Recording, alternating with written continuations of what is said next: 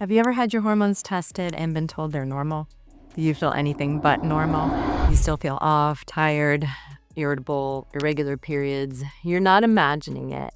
Hormone labs are often misunderstood. They're often not completely tested by providers, even when you ask for that. There may be some resistance to that, or sometimes the results are minimized by providers. So today I'm going to break down how to read your female hormone blood test results, what to ask for, especially during perimenopause and menopause, and how to read those, how to interpret them based on symptoms too.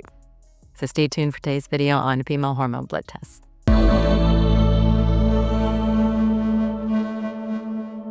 By the end of this video, you'll understand which hormones to test and when to test them, functional versus conventional lab ranges. Those are a little bit different, so we'll talk about those. How to interpret your results for your life stage and for your symptoms. What questions to bring to your provider based on those labs, and all kinds of information related to that and female hormone blood tests. So I'm Dr. Shelley Meyer. I'm a functional medicine doctor, family doctor, and registered dietitian. I've helped hundreds of women understand their hormones and find a smoother path especially during perimenopause and menopause. So if this kind of information resonates with you, if it's something that's important to you and you want to understand this stage of life better, please like, subscribe, and share this channel so that we can spread the word about perimenopause and menopause. It's important for women to feel heard. These phases of life have been underrepresented in medical studies and in medical offices. So it can be a turbulent time and we're often dismissed. So let's share this information. And today, let's dive into how to test hormones, when to test hormones, and what numbers stand out as imbalanced or need more attention. So let's dig in. When to test. Let's start out with when to test. I typically test hormone levels when I'm looking for female sex hormones on the days 19 through 22 of your cycle. That is reflective of the luteal phase, which is the best time to test both estrogen and progesterone when we're focusing on the lens of perimenopause, not really menopause because it can be tested anytime, or maybe PCOS or PMS. Now, postmenopausal women who don't have periods and they've gone a year without a period can really test anytime. But consistency matters when you're in perimenopause or when you're testing for the root causes of PMS or PCOS. So before we go into these lab values, let's talk about what some of the signs and symptoms could be of perimenopause. So perimenopause, what that is the years leading up to menopause. Now, it can be anywhere from like 2 to 10 plus years. I talk about that a lot on my channel and in my blog, perimenopause.help. These changes can start in the late 30s. They can go all the way up to the mid 50s. They could start in the 40s and go to the 50s. It depends on the woman, but the average age is the mid 40s where it hits perimenopause. It's often marked by two different phases, a roller coastering phase of estrogen, and all along that time, the progesterone is gradually declining. But that roller coaster phase can be marked by estrogen dominance, and that's typically the first phase of perimenopause. I have a lot of information on this, like I said, on perimenopause.help, also in the rest of the videos on this channel. So estrogen dominance, the first phase, first few years, and PCOS, which is polycystic ovarian syndrome, can often overlap in some of their symptoms, and PMS can be mixed in there too. So you can have mood swings, acne, insomnia, weight gain, especially around the hips and thighs. Periods can get super irregular, and that can just be a few of the things you can experience. I have a whole video called The 34 Symptoms of Perimenopause, and there's lots of other blogs on that too. So it just shows you there's a lot going on in perimenopause, and I'll link that video in the description. So it can be a wild time. And later in perimenopause, as estrogen starts to decline like the progesterone, you can see symptoms more like weight gain shifting to the belly, worsening insomnia, often accompanied by night sweats. You can have hot flashes, more irritability, depression and anxiety can be flared up or show up when you've never had them before. You can have joint pain, itchy skin gets less elastic because you're losing collagen as your estrogen declines. You can also have loss of muscle mass and low libido. So I know, sounds fun, right? But we've got a lot of tips and tools on this channel. And the PMS symptoms that women can have earlier in life before perimenopause can overlap with the perimenopause symptoms, like the mood swings and irritability in the second half of the cycle. So it doesn't mean you're in perimenopause. If you feel like you're too young, it might not be that. It could be PMS, but a lot of the approaches are similar to balance those hormones. So let's dive into the lab values, which is the whole focus of today's video. And these are the values I check, the labs I check with my patients, the average numbers I am typically looking for. But be sure also to stay tuned to the end for thyroid numbers, because we're going to talk about those tests and how to ask for a more complete thyroid panel that really relates to perimenopause and even menopause, and thyroid irregularities can be more common during this life stage. But first, let's start with estradiol. So estradiol is a major estrogen lab that we check, and the functional luteal phase range is between 100 and 250 picograms per milliliter. Postmenopausally, it's usually less than 30 picograms per milliliter. When it's low like that, you're going to hot flashes, poor sleep, vaginal dryness, and some other symptoms like joint pain, like I talked about before. And when it's high, you can have those symptoms like I talked about with estrogen dominance. Progesterone. Remember, it's normal for progesterone to gradually decline. I have a ton of vlogs and videos on how to naturally support and improve your progesterone levels during perimenopause, because it is gradually declining. The functional levels that we're looking for progesterone on days 19 through 22 are 10 to 30 nanograms per milliliter. If it's less than 5 nanograms per milliliter in that luteal phase, you likely didn't ovulate in that phase, or you have low progesterone. When you have low progesterone, you can have anxiety, sleep issues, heavy periods, and PMS type symptoms. There's a lot of talk about progesterone-estrogen ratios or estrogen to progesterone ratios. And while some refer to a ratio of 100 to 1 or something like that, it's often a conceptual guide and it can vary. So you do have to convert those to the same units. But when you do, progesterone should be 50 to 100 times higher than estradiol when they're converted to the same units. Let me give you an example. So progesterone or estrogen is in picograms per milliliter if it's 150, and then your progesterone's 10 nanograms per milliliter. Remember, there's 10,000 picograms in a milliliter, so that ratio would be 0.015. Too much math, I know. It's all in the free PDF if you want to look at that. But the theme of this is that progesterone should dominate estrogen when you convert them to the same units. If you find that estrogen is on the higher end of normal, progesterone's on the lower end of normal, you could have estrogen dominance and be in that first phase of perimenopause, even if both are still in the normal range. So it's good to have a doctor or a provider that's trained in this. It's good to have my free PDF that helps you walk through it, and to listen to videos like this so you can understand what some of the lab signs of estrogen dominance might be. Now, when both of those get to be more in the low range, that's when you could be in late stage perimenopause or postmenopausal, but it's hard to decipher just on its own.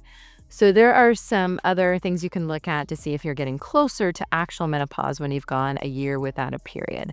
And one way to look at that is to look at follicle stimulating hormone FSH and luteinizing hormone LH. FSH normals during reproductive age is 4.7 to 21.5 milli-IUs per milliliter. When you're in perimenopause later, it could be greater than 10. When you get closer to menopause, consistently, it would be greater than 30 milli-IU per milliliter. So the theme of that is your pituitary gland is trying to send signals to your ovaries to say, hey, wake up, ovaries. You're not keeping up like you used to. So as numbers get higher and higher of FSH and LH, the closer that you get to menopause. So that's like what we're talking about here. We're talking about tracking trends of FSH and LH. Same thing with LH. And when that gets higher than 30, we're looking at being closer to actual menopause. So it's just a trend that you track with those. One point in time for each of those is not enough without symptoms or anything to put you, to classify you with menopause. You got to look at the whole picture, the periods, and knowing that perimenopause fluctuates. So FSH and LH aren't reliable markers on their own of actual perimenopause, but they're reliable markers more so with symptoms of getting into menopause. Let's look at testosterone. That's important to consider too. Look at free and total. Total should be 30 to 50. Free should be 1.0 to 2.2 picograms per milliliter. When you are low in testosterone, you can have fatigue, loss of muscle mass, brain fog, low energy. When you're high, it could mean that you have insulin resistance, PCOS, or you're just making too much male hormones. I also test women for sex hormone binding globulin. Now, the optimal on that is between 40 and 70 nanomoles per liter. When that gets higher, that means you have less free hormone available. And that's common when you have high estrogen or thyroid issues. When it gets low, that means you have more free hormone available. And that can be common with inflammation or insulin resistance. So it's important to look at those numbers. DHEA is another important hormone made by both the adrenal glands and the ovaries. We typically test DHEA-S. As our ovaries age, less DHEA is made, and that can affect our mood, our libido, our fertility, our energy levels, and so much more. When you're under 40, it should be about 150 to 250 micrograms per deciliter. You get over 40, maybe 100 to 200 micrograms per deciliter. Like I said, when you're low, that can be adrenal fatigue, could be stress also. When you're high, that can be adrenal overload, too much cortisol, or too many androgens, making too many male hormones. So let's talk about consistency. Like I said, it's good to track between days 19 through 22. Now, what about if you're not having a regular period? That can get trickier. So what I usually recommend is ovulation kits to my patients. And then there's also some ovulation trackers. Mira is one. But the ovulation kits you get at home, you can start, and they're pee on a stick kind of things, test day 10 or start anytime, and then you do a test, you do your labs 7 to 9 days later after your first positive on the ovulation kits. So I'll link more information on some of the home ovulation kits you can do and how you can test for levels at home. Let's talk about thyroid. TSH is the conventional lab that's tested. Usually between 0.5 and 4.5 is the conventional range. What I like to look for is an optimal of between 0.5 and 2.5 UIU per milliliter. When you get closer to a high TSH, that means hypothyroidism. When you have a low TSH, that means overactive or hyperthyroidism. So high means an underactive thyroid, low means an overactive. Free T4 is important to look at, and a good range on that is 1.0 to 1.5 nanograms per deciliter. I also like to look at that alongside free T3, which is triiodothyronine. A good range for that is 3.2 to 4.2 picograms per milliliter. Free T3 is your active thyroid hormone. It helps to drive energy and mood and metabolism. So I like the whole picture there. Free T3, even when normal, or even when a normal TSH and T4, when that's off, the T3 and those others are normal, it can indicate functional hypothyroidism. I also like to look at reverse T3. If that gets high, that means we might have too much stress, too much inflammation, or our adrenals are overfunctioning. So looking at reverse T3 can be very helpful. And it can be elevated in perimenopausal women who are under chronic stress or having illness, chronic illness. Thyroid antibodies are good to look for. That is a way to assess if our thyroid is attacking itself, like in the case of Hashimoto's. So it's an autoimmune detector. And your thyroid antibodies can be elevated years before your TSH becomes abnormal. So it's commonly triggered. Hashimoto's can be triggered by hormonal shifts in perimenopause. So it's good to look at those thyroid antibodies when you are in perimenopause. So don't rely on just TSH alone. If you have a doctor that won't consider looking at more than TSH, then maybe find another or do some of those lab tests that you can do on your own at a lab.